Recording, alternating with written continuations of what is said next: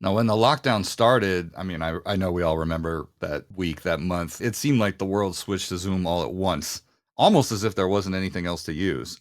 And is that just because all the other platforms that existed at the time for group meetings, I mean, even like Google Meet, I mean, you mentioned Microsoft Teams, just couldn't handle the immediate massive spike, but Zoom could. So we just kind of ended up there because nothing else worked properly, or what? I think because Zoom had a freemium model, it was free and it was high quality is reason why we took off. And people knew it from work. We did have customers. And so the virality from that organic growth came from that, I believe.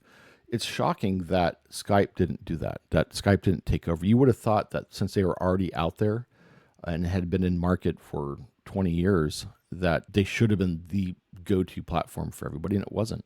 And I think it's because they hadn't innovated in 10 years, and Zoom was new.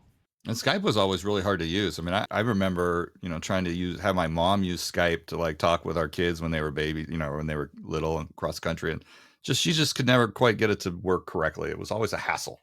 Yeah, and by the way, Microsoft announced its end of life last week. Oh, I didn't even see that. So if you're a Skype user, they announced it's going to be end of life. The platform is going to be turned off in May of this year, so 2 months from now. Interesting. Now, I like Skype because I was one of the early users of Skype's like telephone system where you could get a business number, and you could get a business number in any country that would just ring on your computer. So any country where you had, you wanted people to be able to make a local telephone call for them, but it would ring you wherever you are. They had that ability, and they just really dropped the ball, I feel like. I mean, they were perfectly positioned to do what Zoom did, and they didn't do it.